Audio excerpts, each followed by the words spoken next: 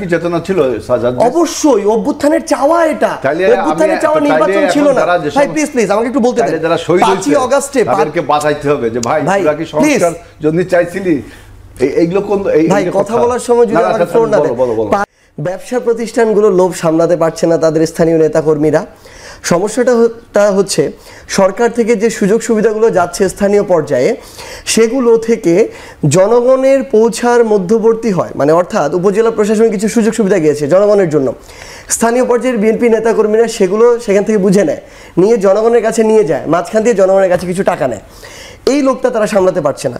সমস্যাটা কোথায় হয়, তাদের যে নেতাকর্মীরা তারা কোনো একটা বাজার ঠিকমতো চলছে, ওই জায়গায় এক ট্রাক মরিচ মনে করেন পঞ্চগড় থেকে আজকে ঢাকায় আসবে, ওই বাজার থেকে আসার সময় ওই ট্রাকের থেকে 5,000 টাকা নেয়ার লোভ তারা সামলাতে পারছে না। হ্যাঁ, আপনাকে অসংখ্য ধন্যবাদ।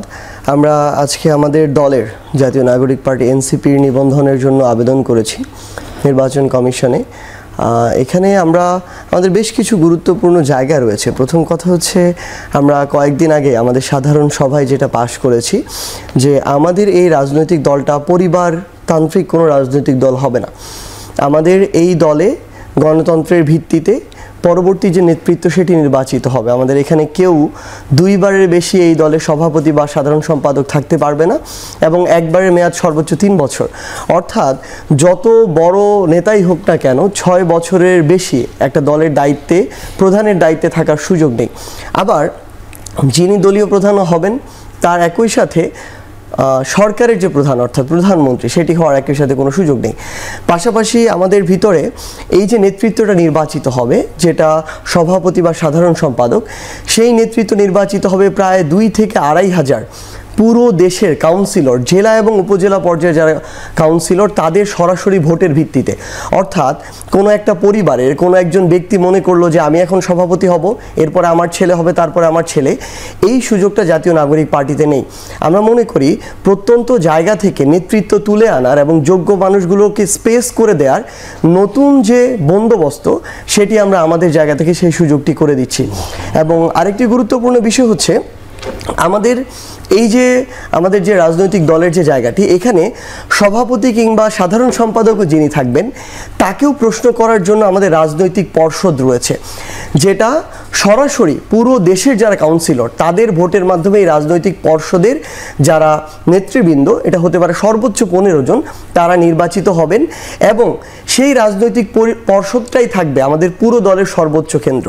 ইভেন সভাপতি, সাধারণ সম্পাদককে তারা প্রশ্ন করতে পারেন এবং তাদেরকে জবাবদিহিতার আওতায় আনতে পারেন। সো আমরা মনে করি সামগ্রিকভাবে এটা শুধুমাত্র আমাদের দলের স্ট্রাকচারের একটা জায়গা, এইভাবে আমাদের গঠনতন্ত্রের প্রত্যেকটি জায়গায় কিভাবে জনগণকে প্রায়োরিটি দেওয়া যায়, দল কিংবা আমাদের এই সংগঠনের আগে দেশকে প্রায়োরিটি দেওয়া যায়, আমরা সেই বিষয়টি চিন্তা করেছি, ব্যক্তি নির্ভর না হয়, সেটি আপনারা গুরুত্ব দিয়েছেন। হেলাল ভাই, আপনি শুনছিলেন কয়েকটা বিষয়, মানে এনসিপির মূল যেটি আমরা কথা বুঝলাম, আওয়ামী লীগ বা বিএনপি যেভাবে আমরা দেখেছি গত 50 বছরের বেশি ধরে পরিবার কেন্দ্রিক একটি দল হিসেবে পরিবারতন্ত্র রয়েছে, সন্তানরাই হচ্ছে, সেখান থেকে তারা বের হওয়ার একটি নতুন দিকে এগোচ্ছে। তারা কতটুকু বাস্তবায়ন করতে পারবে, কি মনে করে বিএনপি?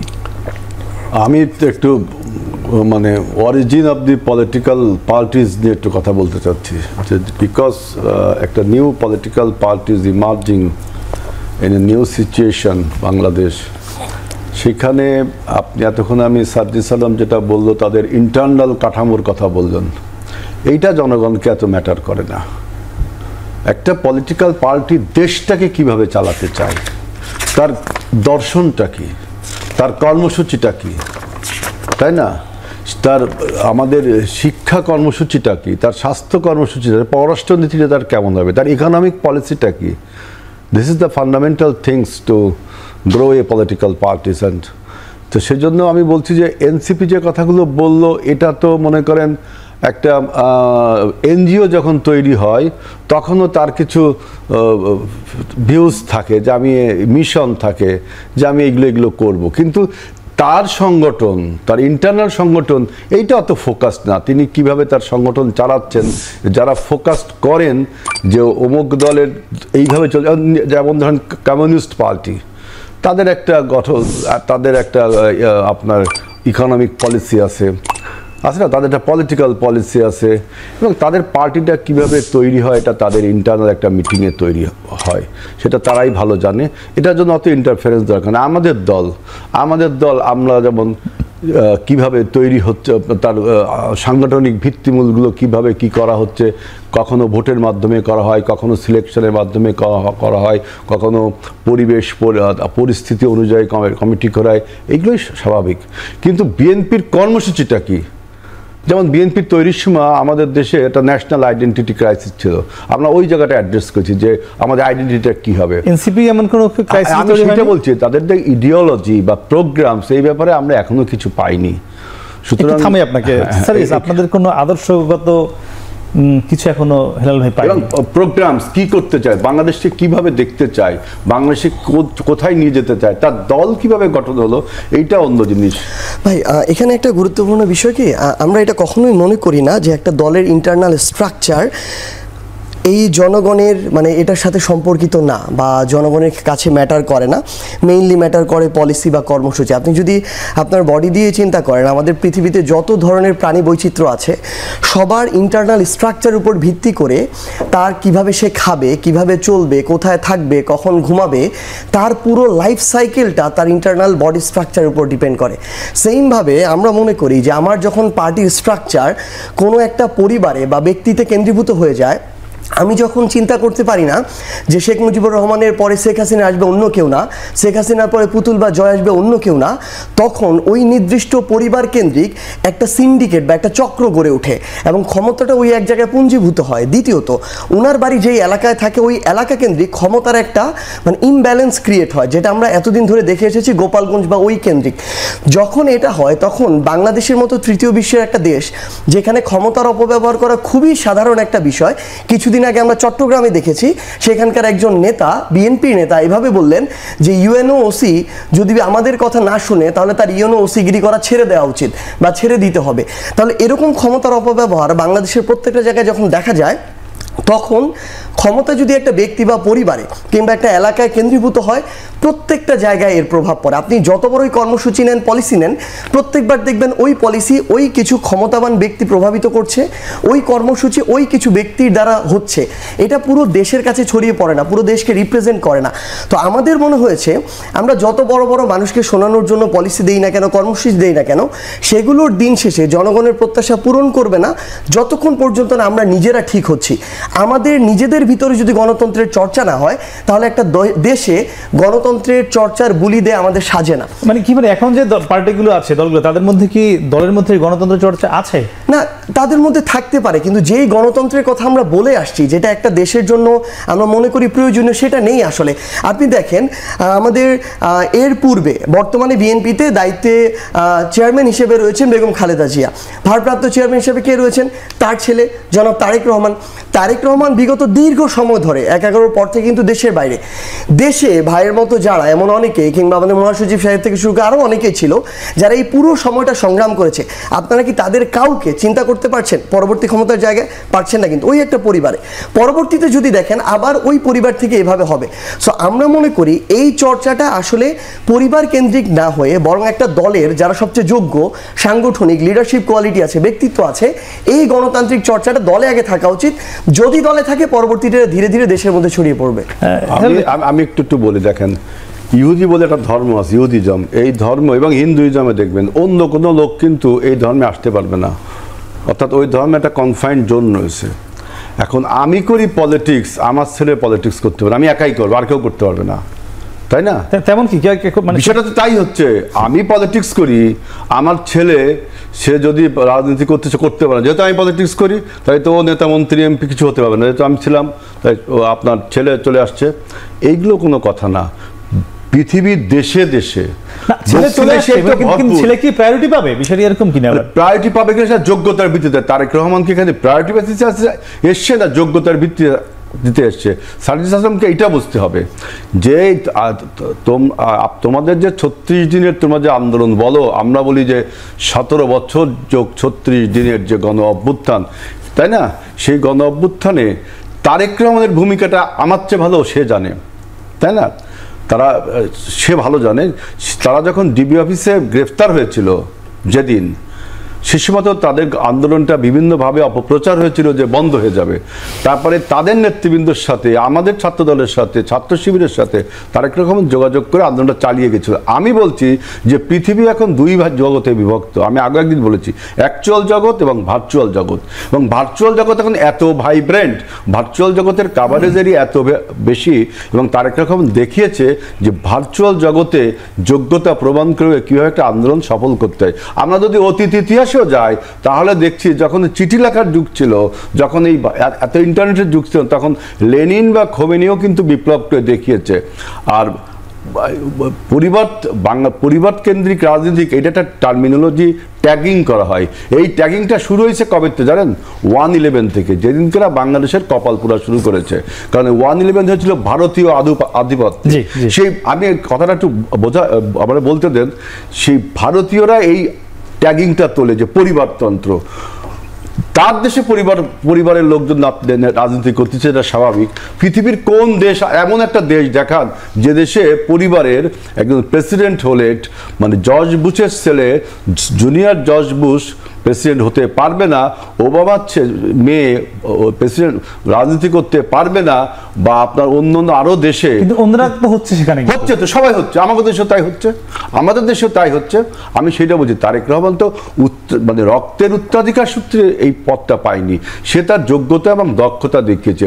90-এর গণ অভ্যুত্থান থেকে যা রাজনীতির হাতে করি, তিনি যখন ঢাকা বিশ্ববিদ্যালয়ের ছাত্র, আমিও তখন ঢাকা বিশ্ববিদ্যালয়ের ছাত্র, যারা আমার সময় ঢাকা বিশ্ববিদ্যালয়ের ছাত্র তারা তখন তারেক রহমান সম্বন্ধে জানে, এবং সবচেয়ে বেশি জানে তাদের এই উপদেষ্টা পরিষদের ডক্টর আসিফ নজরুল, যিনি তার সরাসরি শিক্ষক ছিলেন। সুতরাং সেই যোগ্যতার ভিত্তিতে তিনি এই জায়গায় আসবেন, এটাই স্বাভাবিক। আপনারা এই পরিবারতন্ত্রটা ভারতীয় একটি টার্ম তুলে বাংলাদেশের রাজনীতিকে হসপস করে দিবেন, এটা কিন্তু ঠিক না। আমি যেটা বলছি যে দেখেন, যে আপনি দেশটাকে কিভাবে দেখতে চান, দেশকে কিভাবে পরিচালনা করবে, নতুন দল আপনারা সেই কথাটা বলেন। আপনি যদি নিজের গণতন্ত্র তো চর্চা করলেনই না, আপনারা একটা কমিটি করলেন, কি ইলেকশন করেন না, বা একটা কমিটি দিয়ে দিলেন, আপনি কাচের ঘরে বসে আর এক ঘরে ঢিল আমরা 50 বছরের একটা পুরনো রাজনৈতিক দল, সাংগঠনিক দক্ষতা। বিএনপি অনেক কমিটি দেয় এরকম নির্বাচন ছাড়া, এগুলো আমরা মাঝে মাঝে দেখি। আমি তো বলছি, নির্বাচন ছাড়া পৃথিবীর সব, নির্বাচন ছাড়া কমিটি হয়, নির্বাচন দিয়ে কমিটি হয়, আবার পরিবেশ পরিস্থিতির committee. This is the politics. মনে করবেন যে পলিটিক্স কিন্তু শুধু কমিটি করে না, politics is the condensed expression of economics, sociology and foreign policy, health policy, everything. It condensed expression হলো পলিটিক্স। আপনি শুধু ওই যে আমরা এই আলোচনা, মানে পুরনো আলোচনা আমরা অনেকবার করেছি, কার ক্রেডিট, কি আন্দোলন চালিয়েছে, এগুলো আর 1 বছর পরে এসে কতটুকু আমি জানি না প্রত্যাশিত। আমরা একটু বর্তমানে যেতে চাই। আজকে আপনারা বলেছেন স্যার যে ঘোষণাপত্র সংস্কার ও বিচার নিশ্চিত এনসিপির প্রত্যাশা, এর আগে নির্বাচন, এরপর নির্বাচন চান, এর আগে চান না, এটি আপনারা বলেছেন। তো এইসব যেটা আপনারা শাপলা প্রতীক চেয়েছেন, আজকে 3টে প্রতীক চেয়েছেন, শাপলা আপনাদের অগ্রাধিকার। আপনি ফেসবুকে পোস্টও দিচ্ছেন, আমরা দেখেছি, ব্রিফিংয়ে তো বলেছেনই। এই শাপলা প্রতীক নিয়ে কিছু কথা উঠেছে আমরা দেখছি সোশ্যাল মিডিয়ায়, যেটি একটি জাতীয় আমাদের একটু ফুল বা বিষয়, এটি হয় কিনা জাতীয় প্রতীকের বিষয় রয়েছে, মানে এটি তাহলে আপনারা কেন চাইলেন? আচ্ছা ভাই, তার আগে হচ্ছে ভাইয়ের 2টা কথা আমার একটু অ্যাড করা আছে। একটা কথা হচ্ছে যে বাংলাদেশের প্রধান যে 2টি রাজনৈতিক দল ছিল বা আছে, আওয়ামী লীগ এবং বিএনপি, স্বাধীনতার উত্তর সময়ে 2টা দলেই জাস্ট পরিবারের বাইরে আমরা এখন পর্যন্ত কিছু দেখিনি, আগামী তো দেখবো কিনা জানি না। শেখ মুজিবুর রহমান, শেখ হাসিনা, এরপরে তার 2 সন্তানই সবাই দেখছিল। বিএনপির ক্ষেত্রে শহীদ রাষ্ট্রপতি জিয়াউর রহমান, এরপরে ছিল বেগম খালেদা জিয়া, এরপরে আমরা এখন দেখছি তারেক রহমান। আমরা প্রত্যাশা করি যে ভাইয়ের সন্তানও একদিন হয়তো বিএনপির নেতৃত্বে একদম প্রথম সারিতে থাকবে এবং একদিন তিনিও প্রধানমন্ত্রী হবেন। এভাবে অন্যান্য যারা বিএনপির কেন্দ্রীয় কমিটিতে আছেন তারাও তাদের সন্তানকে নিয়ে এই স্বপ্নটা দেখবেন, এটা আমাদের প্রত্যাশা। আরেকটা জিনিস হচ্ছে, তিনি যে কথাটা বলেছেন, আমি শিওর আমরা যদি সরাসরি এখন জনাব তারেক রহমানের সাথে কথা বলি, তিনিও এই কথাটি বলবেন না যে তিনি 17 জুলাইয়ের পর থেকে এই অভ্যুত্থানের নেতৃত্বের জায়গায় বা লিড করেছেন, সবাইকে কোঅর্ডিনেট করেছেন, এই কথা কখনো আসলে বলবেন না। তবে হ্যাঁ, একটা কোলাবোরেশন ছিল, আমাদের সাথে হোক, জামাত শিবিরের একটা পার্টির সাথে হোক, ছাত্রদল বিএনপি একটা পার্টির সাথে যোগাযোগটুকু ছিল, এটুকু ছিল। কিন্তু যদি এটা বলা হয়, মানে বলার প্রেক্ষিতে বা সন্তুষ্ট করার প্রেক্ষিতে যে তিনি এটা ওই সময়ের নেতৃত্বে ছিলেন বলেছিলেন বা মহানায়ক কয়েকদিন আগে একজন বলেছিলেন, তাহলে এটা আসলে আমরা মনে করব যে তাকে প্রশ্নবিদ্ধ করার একটা অপচেষ্টা, যেটা আমরা চাই না। বরং তিনি তার যে সম্মানের জায়গাটা আছেন সেটাতে থাকলে আমরা খুশি থাকবো আসলে। এখন আপনি যেটা বললেন যে শাপলা প্রতীক, দেখেন শাপলা প্রতীকে অনেকে বলছে যে এটা একটা জাতীয় প্রতীক। এটা কিভাবে জাতীয় প্রতীক? তো শুধু শাপলা না, শাপলার সাথে সেখানে ধানের শীষ আছে, পাট পাতা আছে, তারা আছে। তো এটা হচ্ছে সম্পূর্ণ এই চারটা অংশ মিলে আমার হচ্ছে ওই জাতীয় প্রতীকটা। তাহলে জাতীয় প্রতীকের ক্ষেত্রে শাপলা যদি না হতে পারে, ধানের শীষে তো হতে পারে না। তো যেহেতু ধানের শীষ হতে পারে, পাট পাতাও আছে, সোনালী আঁশ যেটা, এটাও একটা দলের মার্কা আছে, তারাও একটা দলের মার্কা আছে। সো এখানে শাপলা ওই প্রতীকের অংশ হিসেবে কোনো সমস্যা নেই, প্রথমত। দ্বিতীয়ত হচ্ছে জাতীয় যে ফুল বা ফল, এগুলো অনেকে বলছে যে প্রতীক হতে পারে কিনা। জাতীয় ফল কাঁঠাল বাংলাদেশে একদম রেজিস্টার্ড একটা রাজনৈতিক দলের প্রতীক। সো সেক্ষেত্রে আরেকটা জাতীয় আমাদের যে ফুল শাপলা, সেটা প্রতীক হতে পারে, এখানে কোনো বাধা নেই। তৃতীয়ত আইনগত বিষয় আমরা ঘেটে দেখেছি, নির্বাচন কমিশন সংশ্লিষ্ট এবং অন্যান্য যে এই নিবন্ধন সংশ্লিষ্ট যে আইনগত যে ধারা উপধারাগুলো রয়েছে, সেগুলো আমরা যাচাই করে দেখেছি, এখানেও কোনো বাধা নেই। তো আমাদের ফাইনালি মনে হয়েছে যে এই শাপলা এমন একটা জিনিস যেটা আমাদের জন্মের শুরু থেকে শেষ, গ্রাম থেকে শহর, প্রত্যেকটা জায়গায় আমাদের মানে একদম অঙ্গাঙ্গিভাবে কানেক্টেড। ছোটবেলায় যখন আমরা আঁকতে শিখেছি, আমরা কয়েকটা ডট দিয়ে শাপলা দিয়ে আঁকতে শিখেছি। আবার আমাদের ছোটবেলার ওই বিলে খালে কাটানো যে সময়, শাপলার যে বৈচিত্র্য, কিংবা বাংলাদেশের প্রত্যেকটা জায়গার মানুষকে কানেক্ট করার যে বিষয়টা, আমরা মনে করি যে বাংলাদেশের মানুষের যে স্বপ্নগুলো, এই স্বপ্নগুলো শাপলার মতো ফুল হয়ে ফুটবে এবং আমরা সবাই একসাথে এই স্বপ্নগুলো পূরণ করব। জি হেলাল ভাই, আজকে এই নির্বাচন কমিশনে যখন এনসিপি গেল, সেখানে তাদের একজন নেতা তিনি বলেছেন যে আগামী নির্বাচনে সংস্কার হবার পরে যখন 400 আসন হবে বাংলাদেশে, সেই 400 আসনের মধ্যে এনসিপি 300 আসন পাবে এবং এনসিপি বিজয়ী হবে। 400 আসন হবে, এটাও কিসের? তারা বলেছে সংস্কার হবার পর যদি হয় 400, হ্যাঁ, সেখানে 400 আসন হওয়ার পরে এনসিপি 300 আসনে বিজয়ী হবে আগামী নির্বাচনে, এটি বলেছেন নাসিরউদ্দিন পাটোয়ারি। এটা তো তার হোপ বা প্রত্যাশা থাকতেই পারে না। শেখ হাসিনাও তো বলছিল যে বিএনপি 10টার বেশি আসন পাবে না। দেখা গেল এবার বিএনপি সরকার গঠন করলো, তিনি 100টাও পদ পেলেন না।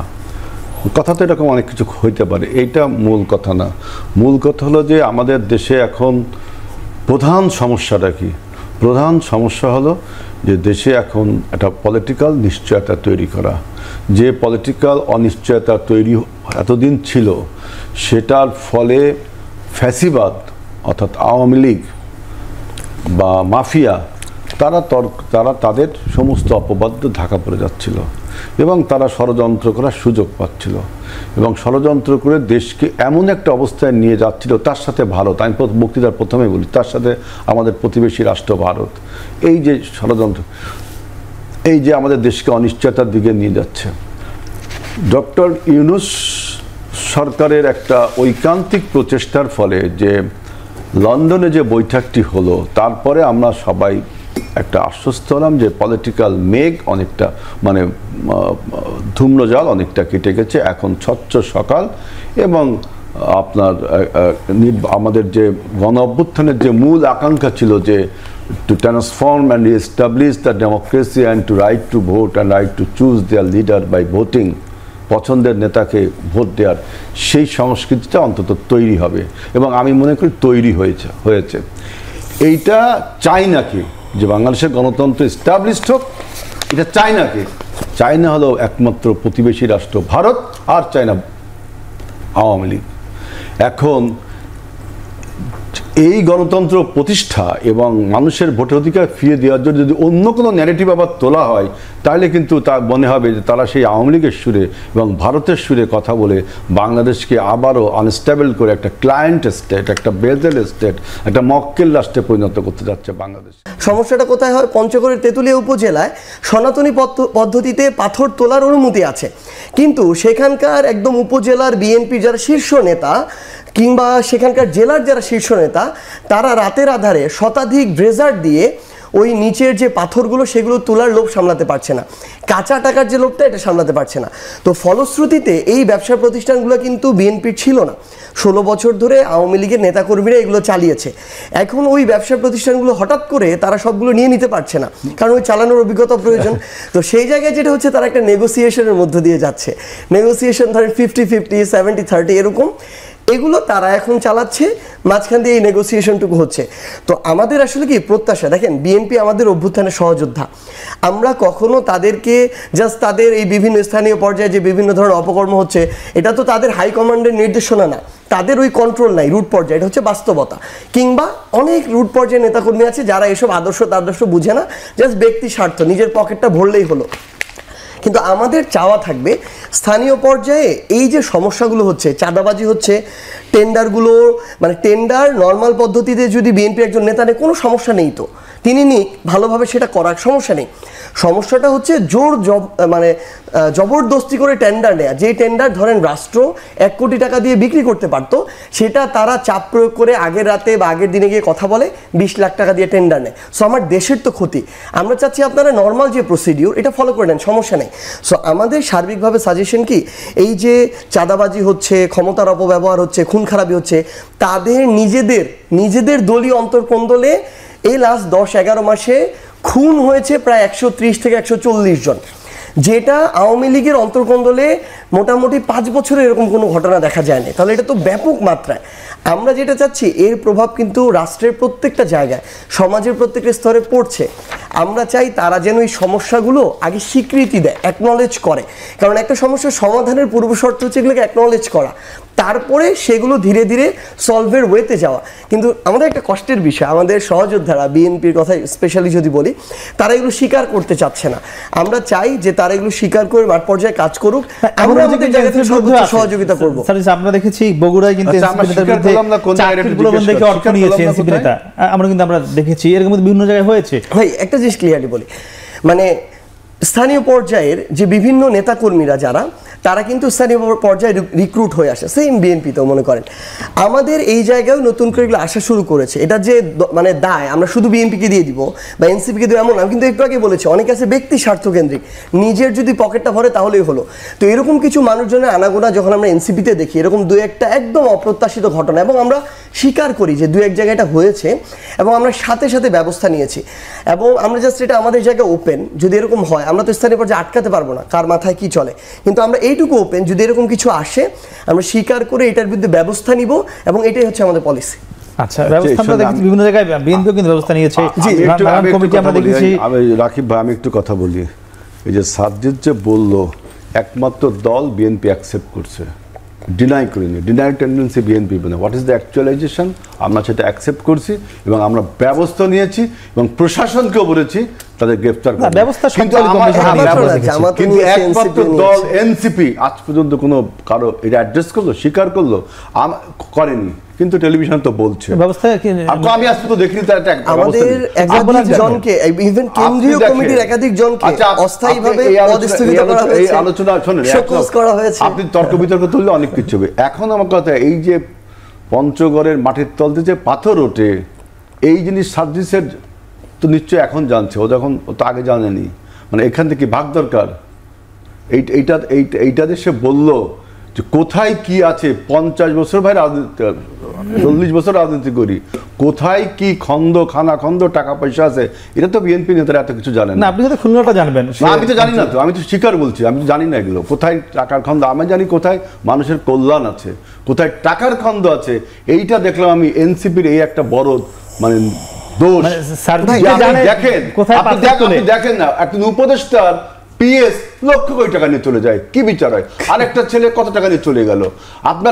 আপনার ডিসি, আমি এখন অনেক কথা বলতে চাচ্ছি না, কারণ এরা আমার ছোট ভাই, আমরা ঢাকা বিশ্ববিদ্যালয়ের ছাত্র, এদের একটা সম্মান আছে, কথা বললে অনেক কথা বলা যায়। আমি চাই বাংলাদেশে এখন একটা সুষ্ঠু ধারা রাজনীতি ফিরে আসুক, নির্বাচনটা অন্তত কাছের ঘরে বসে অন্যকে ঢিল মারেন তাহলে কিন্তু রেহাই পাবেন না।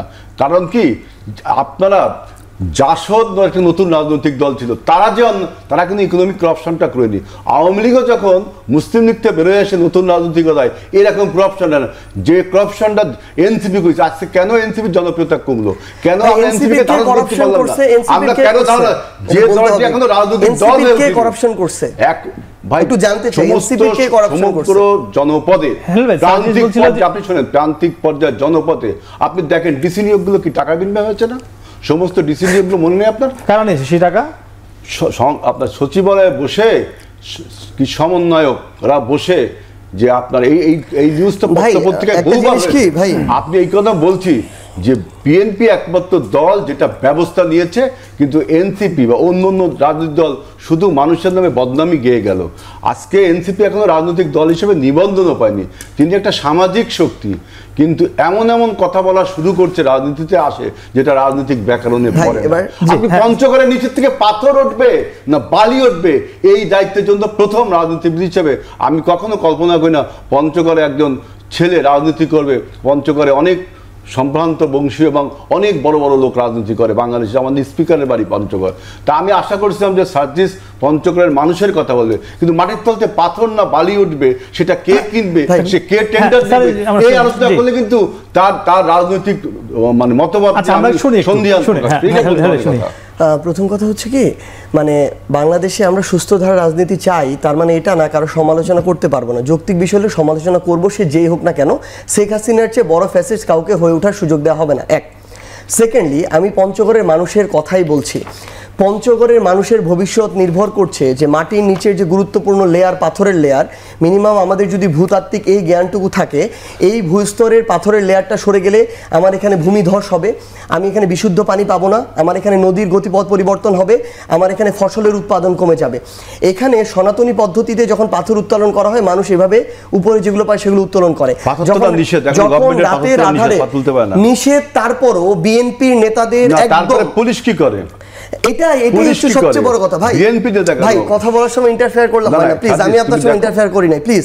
আমি আমার সঙ্গে বলবো না ভাই। ভাই না না, এখানে নিষেধ পাথর, বাংলাদেশে পাথর তো নিষেধ। ভাই শুনেন, সেটা হচ্ছে এই যে নিষেধ, আমরা এটা জানি, এগ্রি করি, কিন্তু আপনি বাংলাদেশের অধিকাংশ জেলা উপজেলায় যান, বিএনপির স্থানীয় পর্যায়ে অনেক নেতাকর্মী এখন শুধুমাত্র দাঁড়িয়ে আছে, কালো টাকার পাহাড় করছে, অবৈধ পদ্ধতিতে ড্রেজিং মেশিন দিয়ে রাতের আধারে পাথর আর বালু উত্তোলন করে। সেম আমার জেলা হচ্ছে, এটা আমার জেলার মানুষ নিয়ে আমার কনসার্ন। সো এটা আমি অবশ্যই আমার জায়গায় তুলে দেবো, এটা একটা এক্সাম্পল, কিন্তু পুরো বাংলাদেশে এটা হচ্ছে। একটা জিনিস কি, উনি যে কথাটা বললেন এটা খুবই আসলে মানে আত্মসম্মানে লাগার মতো কথা, যে আমরা কেন এই কথাটা এখন বলছি, আমাদের কি ভাগ দরকার কিনা। ভাগ যদি দরকার হতো টকশোতে কথা বলতাম না। ভাই শেষ করি, আগে শেষ পয়েন্ট আমি শুধু বলে দেই। হেলাল ভাই, প্রথম আলো 18 জন নিউজ একটা সংবাদ করেছে যে মাত্র 10 মাসে সিলেটে 2000 কোটি টাকার পাথর লুট। আসছিলাম, আমার কাছে লেখা আছে, আমি বলছি ভাই আসতেছি, ভাই প্লিজ আমি রাকিব ভাই, আমি ওখানে আসতেছি, আমার কাছে লেখা আছে। মানে ভাগ যদি দরকার হতো, বিএনপির যেই নেতাদের সরাসরি তত্ত্বাবধানে রাতের আধারে এটা হয়, আমি তার সাথে গিয়ে কথা বলতাম। তার সাথে গিয়ে কথা বললে তার এইটুকু সুযোগ নাই উপেক্ষা করার, আমার এই টকশোতে আসে, মানে এটা বলার কোনো প্রয়োজন ছিল না, এক। দ্বিতীয়ত, আপনি যেটা বললেন সিলেটে, শুধুমাত্র সিলেটে অবৈধ পাথর উত্তোলন করে লুটপাট করে বিগত 10 মাসে, মাত্র 10 মাসে 2000 কোটি টাকা, সরকার কি করে? 2000 কোটি টাকার পাথর লুটপাট করা হয়েছে। এখন এটা একদম গুরুত্বপূর্ণ প্রশ্ন, প্রশাসন কি করে? একটু আগে যে তিনি বললেন না ডিসি নিয়োগ হয়েছে টাকার বিষয়, এই দুই একটা প্রোপাগান্ডা ছাড়া এখন এটি কেন প্রোপাগান্ডা? অবশ্যই প্রোপাগান্ডা। ভাই সচিবালয়ে কি আপনাদের বিরুদ্ধে অভিযোগ উঠেছে না? অভিযোগ কি কোনোদিন মানে অভিযোগ কোনো একটা অভিযোগ মানে কি ওইটাতে তিনি অভিযুক্ত? এটা তো প্রমাণ লাগবে। আমরা আপনাদের এই মিডিয়াতে এমন অসংখ্য মিডিয়া দেখেছি যারা আওয়ামী লীগের সময় আওয়ামী লীগের দ্বারা চলেছে, এখন মিডিয়ার হাউসগুলোর news of head BNP control করার ট্রাই করছে। আমি আপনাকে লিখে দিতে পারি, বাংলাদেশের মেইন স্ট্রিম মিডিয়া 20টা হাউসের মধ্যে 10টার হেড অফ নিউজ হচ্ছে বিএনপি থেকে নিয়োগ দেয়া, বিগত 10 মাসে নিয়োগ দেওয়া হয়েছে। এই মিডিয়া হাউসগুলো এখন তাদের মতো করে একটা প্রোপাগান্ডা ছড়ায়, কিছুক্ষণ পর নিউজ টেনে নেয়। একটা যে ওই ডিসি নিয়োগ নিয়ে যেটা তোলা হলো, কিংবা গাজী সালাউদ্দিন তানভীর নিয়ে 400 কোটি টাকার পাঠ্যপুস্তক নিয়ে যেটা তোলা হলো, 10 মিনিট পরে এটা সরিয়ে নিয়েছে কিন্তু এটা। তো আমাদের কথা হচ্ছে ভাই ফাইন, আপনি অভিযোগ করতে পারেন, এই অভিযোগের এভিডেন্স নিয়ে আসতে হবে। তো অভিযোগের ভিত্তিতে কথা বলতে পারি না। অভিযোগের ভিত্তিতে বললে আমি এখন আমার জায়গা থেকে বিএনপির একদম টপ লিডার থেকে শুরু করে অনেককে অনেক অভিযোগে অভিযুক্ত করতে পারি, কিন্তু সেটা তো আমি করতে পারি না। তো আমাদের কথা যেটা হচ্ছে যে এই যে বিভিন্ন ধরনের প্রোপাগান্ডাগুলো কথা বলা হচ্ছে যে এনসিপির লক্ষ কোটি টাকা নিয়ে অনেক পিএস পালিয়ে গেছে, তারা কি এনসিপির কেউ? কিংবা এই যে লক্ষ কোটি টাকার কথা বলবেন ভাই, মানে একটু আমাদেরকে বলতে হবে এই এরকম একটা রুমে এই টাকাটা ধরবে কিনা, আসলে মানে এটার অ্যামাউন্টটা কতটুকু হইতে পারে। আমরা তো মাত্র এখানে আসলাম।